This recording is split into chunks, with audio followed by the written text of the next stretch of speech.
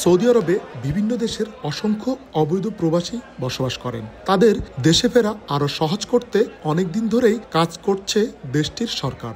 এরই ধারাবাহিকতায় এবার সেলফ ডিপোর্টেশন প্ল্যাটফর্ম নামে একটি আধুনিক ব্যবস্থা চালু করতে যাচ্ছে দেশটির পাসপোর্ট অধিদপ্তর।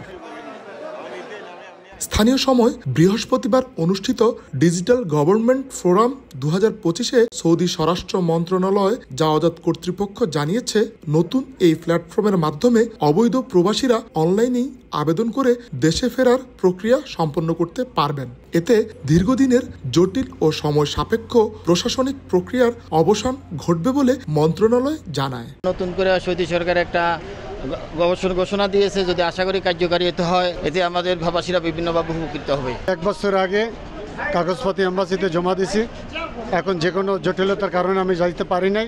এখন সরকার যে সুযোগ দিচ্ছে, এই সুযোগ ইনশাল্লাহ আমি কাজে লাগাইতে চাই। কর্তৃপক্ষ আরও জানিয়েছে, সৌদি আরবের বিমানবন্দর ও সীমান্তে যাত্রী চলাচলকে আধুনিক প্রযুক্তির আওতায় আনতে চালু করা হচ্ছে স্মার্ট ট্র্যাক নামে একটি বিশেষ ব্যবস্থা। এ ব্যবস্থায় যাত্রীরা স্মার্ট ক্যামেরার মাধ্যমে পরিচয় যাচাই করে পাসপোর্ট কর্মকর্তার সঙ্গে সরাসরি যোগাযোগ ছাড়াই সীমান্ত অতিক্রম করতে পারবেন। এছাড়া ডিজিটাল টুইন্স নামে কৃত্রিম বুদ্ধিমত্তা ভিত্তিক একটি নতুন প্রযুক্তিও চালু করা হবে, যা জনসমাগমের গতিবিধি বিশ্লেষণ, অপেক্ষার সময় নির্ধারণ এবং সেবার মান পর্যবেক্ষণ করবে। সৌদি কর্তৃপক্ষের মতে 2030 সালের আগে এসব উদ্যোগের মাধ্যমে দেশটির ভ্রমণ ও প্রবাসী সেবা খাতে এক নতুন যুগের সূচনা হবে, যেখানে প্রযুক্তিই হবে সবকিছুর কেন্দ্রবিন্দু।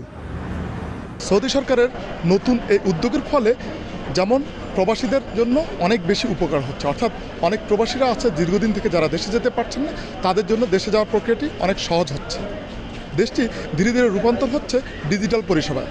এর মাধ্যমে বলা চলে দেশের নাগরিক এবং প্রবাসী যারা আছেন তারা সেবা পাচ্ছেন খুব সহজে। রিয়াদ থেকে আরিফুর রহমান, সময় সংবাদ।